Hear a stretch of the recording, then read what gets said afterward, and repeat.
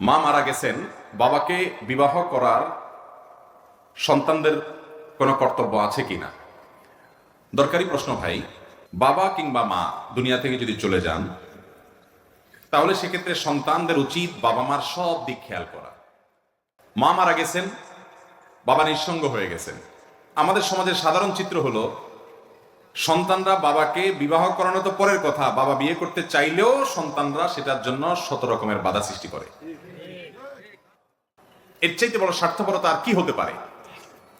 মায়ের মৃত্যুর পর বাবা যদি জীবন সঙ্গিনীর প্রয়োজন অনুভব করে, বিশেষ করে মানুষের বয়স যখন বেশি হয়ে যায়, নিঃসঙ্গতা এবং একাকিত্বের যে কষ্ট, এটা তখন কুরে কুরে খায়, তখন একটু একান্তে কথা বলার জন্য একটা মানুষের দরকার হয়, যাকে মনের কথাগুলো খুলে বলবে। তো এই জন্য সন্তানদের বরং উচিত বাবাকে এবং তার জীবন সঙ্গিনী হিসেবে একজন মা, একজন স্ত্রীর ব্যবস্থা করা, উদ্যোগী হওয়া। এবং এই ব্যাপারে সবচেয়ে বড় বাধা হলো সন্তানদের, যে বাবা যদি আরেকটা বিয়ে করে, মা দুনিয়া থেকে চলে গেছে, ওই ঘরে যদি আবার ছেলে মেয়ে যদি হয়, তাহলে ভাগযোগ দিতে হবে। ঠিক না? ঠিক। এই ভাগযোগ দেওয়ার ভয়ে যদি বাবাকে আপনি অসহযোগিতা করেন, তাদের হক নষ্ট করেন, বাধা সৃষ্টি করেন। আমি অনেক ফ্যামিলি কথা জানি যে বাবা বিয়ে করার জন্য উদ্গ্রীব, কিন্তু সন্তানরা শপথ করেছে, পণ করেছে, কোন অবস্থাতে বাপরে বিয়ে করতে দেওয়া যাবে। সন্তানদের দোষ দিয়া লাভ কি? শুধু আমাদের সমাজের বেশিরভাগ মানুষ, আমাদের টেন্ডেন্সি, প্রবণতা, মন মানসিকতা এরকম, কারণ স্ত্রী মারা যাওয়ার পর বয়স একটু বেশি হয়ে গেছে, 50-60 বা এরকম আরো বেশি কম বয়স হয়ে গেছে, এই বয়সে যদি কেউ বিয়ে করার চিন্তা করে, বিয়ে করার চেষ্টা করে, তার জন্য উপযুক্ত পাত্রী খোঁজাখুঁজি করে, এলাকার সব মানুষ শিপ শিপ শুরু করে। ঠিক না? ঠিক।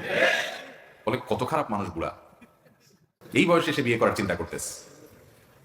আমাদের সমাজটা এমন একটা জায়গায় চলে গেছে, এই সমাজে আকাম কুকাম করলে তাকে মানুষ খারাপ বলে না, ভালো কাজ করলে তাকে মানুষ খারাপ বলে। সমাজের এই সমস্ত কুসংস্কার আমাদের ভাঙতে হবে, বিশেষ করে তরুণদের এই ব্যাপারে আরো বেশি সচেতন হতে হবে। আপনার বাবা, আপনার মা সারা জীবন আপনার জন্য উজাড় করে সবকিছু দিয়ে দিয়েছেন। তার কি প্রয়োজন আছে না আছে, তার কোনটা দরকার আছে না আছে, আপনার স্বার্থ পরে তার প্রয়োজনটাকে অগ্রাধিকার দিবেন। এটি হলো সুসন্তানের কাজ, এটাই হলো নেক সন্তানের কাজ।